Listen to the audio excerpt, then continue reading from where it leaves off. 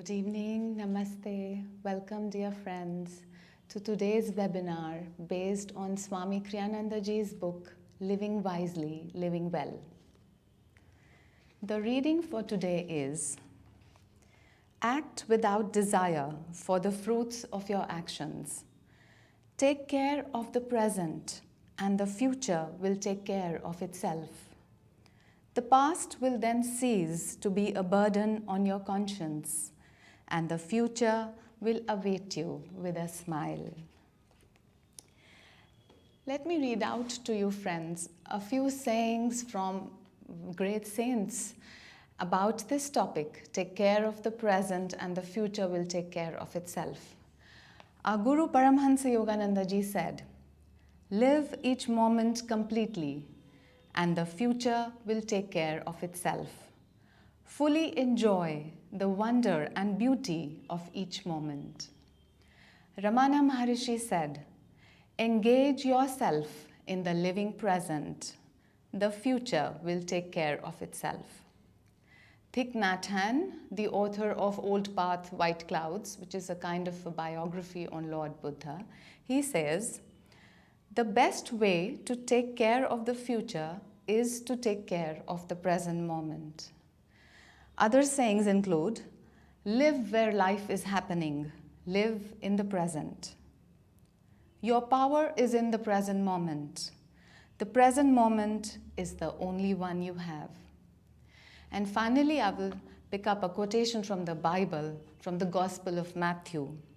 According to this, Jesus said, "Therefore I tell you, do not worry about your life, what you will eat or drink, or about your body, what you will wear.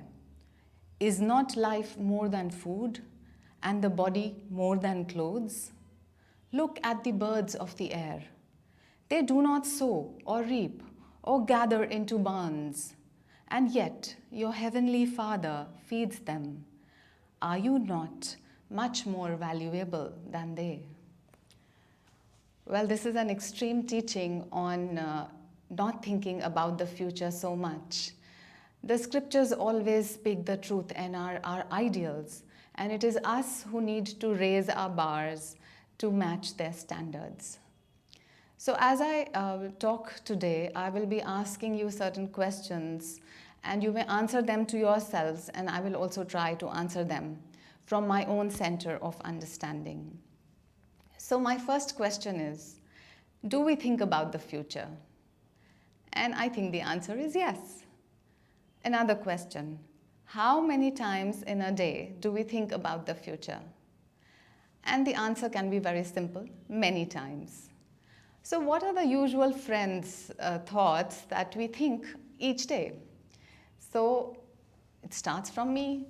What will happen to me, my family, my assets, my bank balance, my health, my insurance, and then it goes on to family, friends, of course, and then it goes on to the politics of the country, the economic status of the country.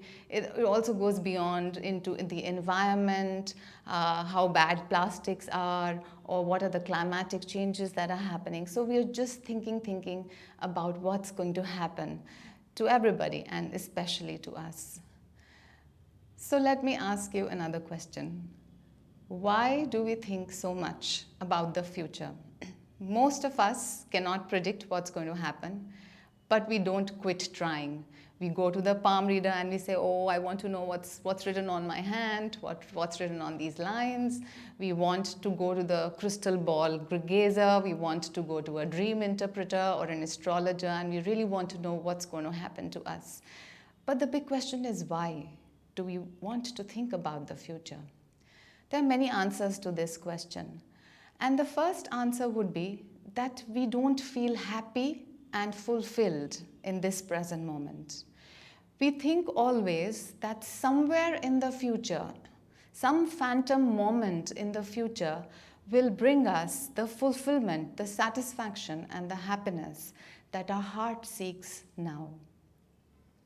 Another reason for thinking about the future is that it's easier. It takes less energy, concentration, and conscious thinking to fantasize about the future. It takes more energy and concentration and conscious thinking to be present in this moment, and people usually take the easy way. Another reason is that before our Guru came into our life, we had never trained ourselves to just be, to be still. We were always trying to become something, becoming a teacher, becoming a doctor, or becoming a business, a person, earning a lot of money. So always becoming this or becoming that. We never trained ourselves to just be. And because we never trained ourselves to to just be, we never really understood the power of the present moment. It is a kind of a state of denial or non-acceptance of what is in the present moment that we just want to run away from it. So, and we lose therefore all the power and energy which is actually present only in this present moment. Another reason is that we are scared of the void. We think that if there are no thoughts to think, if we don't think anything, then maybe we will cease to exist. Now, the scriptures say that we are beyond the body, that we are beyond the prana that controls the body, that we are even beyond the thoughts that we think. We are consciousness itself, and the thinking mind is only a faculty or function of this consciousness. So, by meditation, we can realize this truth, and therefore, the fear of non-existence shall go away. Another important reason is that to an extent we are pre-programmed to be able to look into the past and to look a little bit into the future.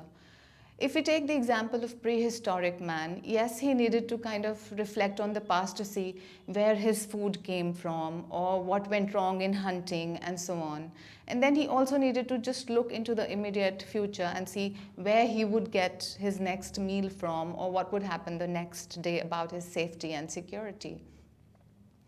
Coming from prehistoric man to today, where we think we are modern man or modern people, we too keep thinking too much. Yes, thinking a bit about the future, planning, it is required because it kind of opens up possibilities and opportunities, and it warns us of the threats that may be there. So friends, the problem is not thinking about the future, but overthinking about the future. So this brings me to my next question. How does overthinking torture us? It is important to understand that overthinking of the future is rooted in fear. Fear of what? Fear of the unknown, fear of death, fear of pain, or fear of losing all the pleasures that I have right now. That could be money, that could be health, that could be people around me. And Master said that fear is a useless emotion. You get nothing out of it. Every time you feel afraid, you should affirm, God is within me and around me, protecting me. God is within me and around me, protecting me. And you will be easily able to rise above fear. Now, when there is fear, it leads to other problems like worries and anxiety. So this brings me to another question. What are the benefits of worrying? Now think of it as a 5 marks question. And how are you going to answer this question? Because from what I feel is the answer is there are no benefits of worrying. So think about it. Why do you keep worrying so much? For all those who are afraid of death, here's another question. Does worrying or anxiety add a single moment to life? The answer is no. On the other hand, worrying and anxiety will take away the life from this moment. Let's pause and contemplate on this and know that the fear of death is also a useless fear. Just like we are not afraid of going to sleep at night because we are sure we are going to wake up. Know that death is pseudo-sleep. We are not going to die because we are pure consciousness, beyond the body, beyond the prana, and beyond the mind. Another way that overthinking tortures us is that it creates expectations. Now, expectations can be external expectations like I expect from other people, I expect from the world, from the universe, from situations, from time, and vice versa. Others expect from me. These are external expectations. And then I may have internal expectations like this is the career I want to be, or this is the amount of money that I want to earn, or this is the amount of tapasya that I want to do. And here is a special disclaimer for all spiritual aspirants who expect a lot from their meditation. It is said that true meditation begins only after you let go of your expectations. So as a spiritual aspirant, your job is to just sit and try to meditate.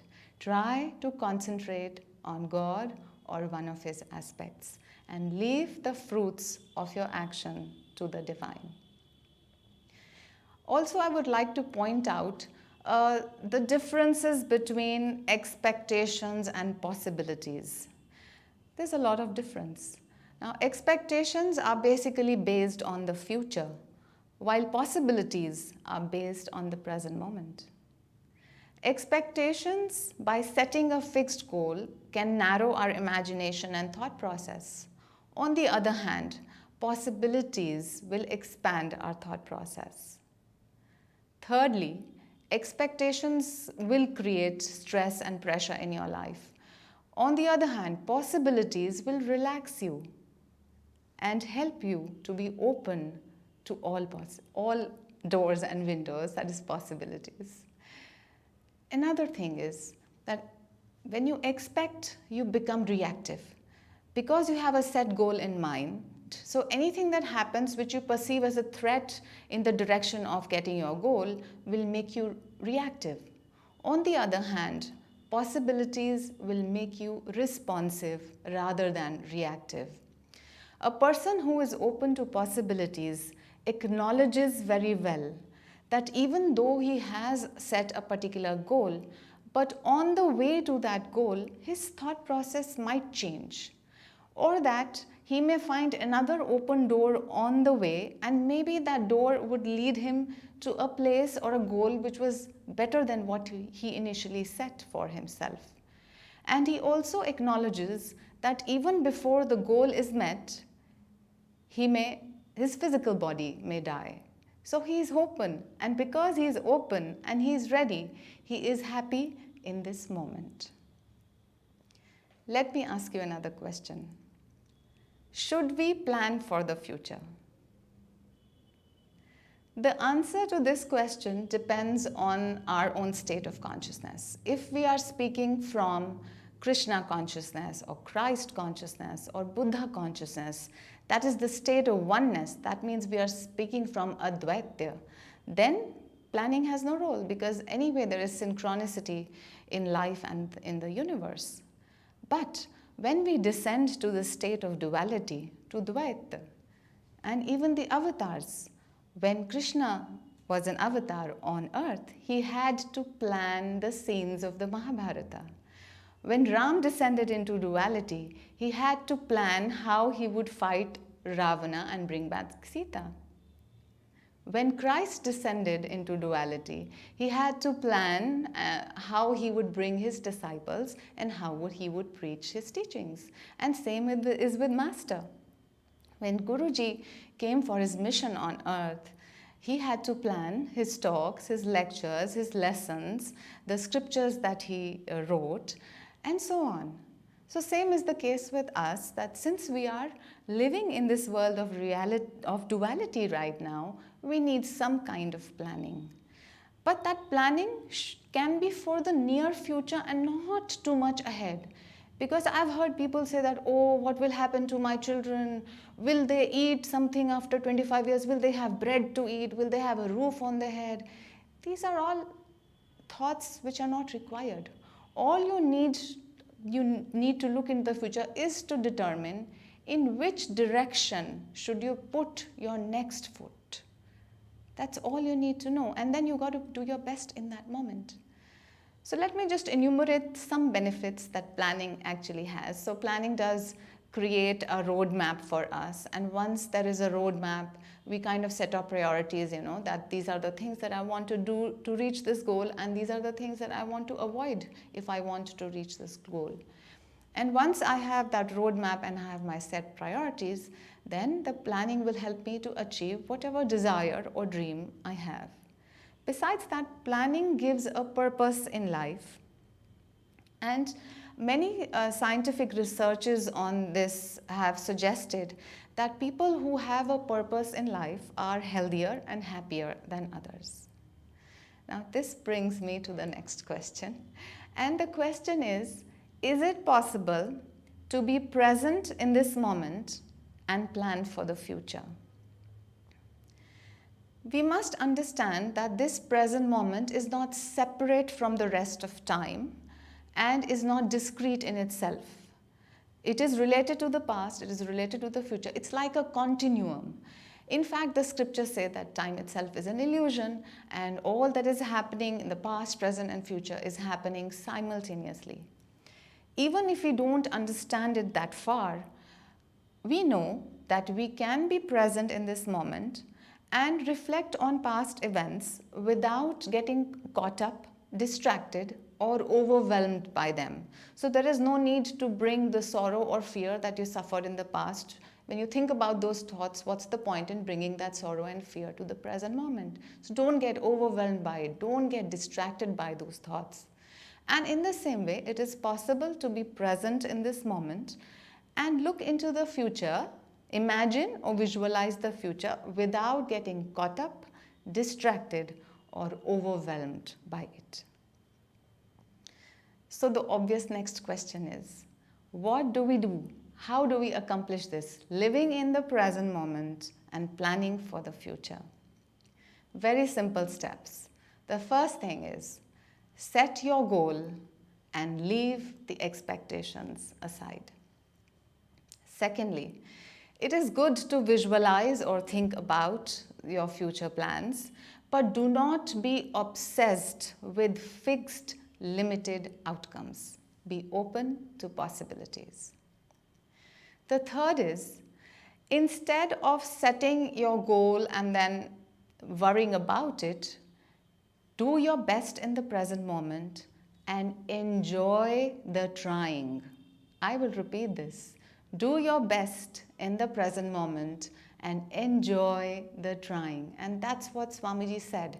Don't wait for joy to come to you. Don't wait for situations and people to give you joy. Do everything with joy.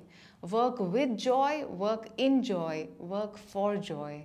And your present moment, your each present moment will be very joyful, and you will feel that oneness with the universal joy, with Satchidananda.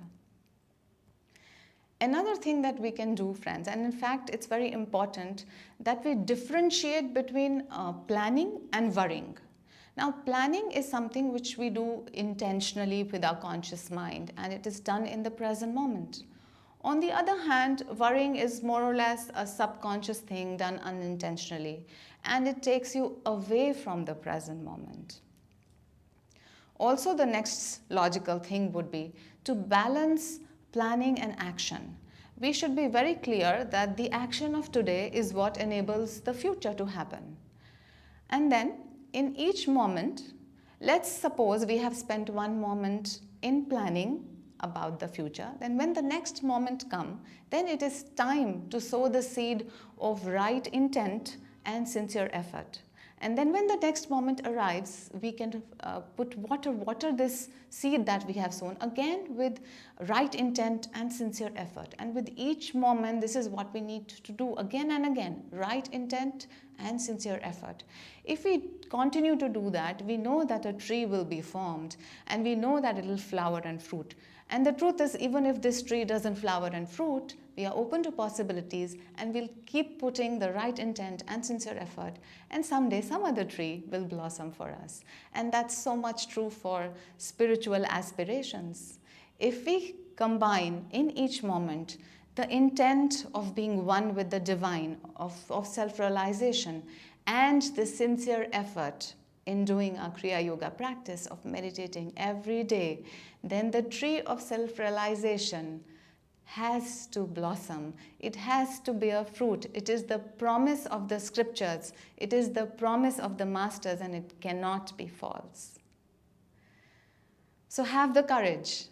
Be in this moment and try to do the best and enjoy the trying without expecting the fruits of action. There are few other virtues I would like to mention which help us to be in this present moment. We've talked about meditation, and meditation, of course, helps us to be still. Yoga's Chitta Vritti Nirodha. It helps us to neutralize the waves of our feeling, and that itself helps us to be in this present moment in our essential self. So meditate, meditate, meditate. The next thing we need to do is also to accept life just as it is. Accept the truth and power of this present moment. We should understand that the tranquility of saints and the ability of saints to change others, that power, it comes from accepting others just as they are. So we too should follow their footsteps and accept life lovingly, joyfully, thankfully in this moment, just as it is. Then we need to fulfill our duties. No one ever attained eternal freedom by avoiding their duties. We must fulfill our duties in the present moment. We must rise above our likes and dislikes, and we must do the right thing. Each one must follow his dharma and karma. And then we must disown everything from our heart. All action, we must know, is anyway being done by God. So give the doership to Him and disown all that you have, all that you think that you have. You own many things and you derive pleasure from many things. But as Swamiji said, every night before you sleep, create a mental bonfire and into its flames cast all that you think is yours, because it is not. Everything has come from God, it is sustained by God and will dissolve in God, and that includes us. And you can affirm, I need nothing, I am free. In myself, I am free. I own nothing, I am free. In myself, I am free. Let's just take this final moment of the talk today. Sitting in a meditative pose, let's close our eyes. Let's tell ourselves, I have breath. I am alive. I exist, and I am conscious of my existence. Gaze up into the spiritual eye and smile gently to yourself. And tell yourself, in this moment, Lord, I am happy. I am complete in myself. In this moment, Lord, I have all that I need. In this moment, Lord, I thank you for everything, for this life, for this day, this hour, and this present moment.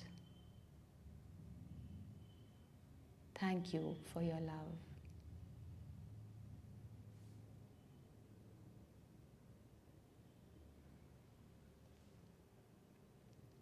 Om, peace, Amen.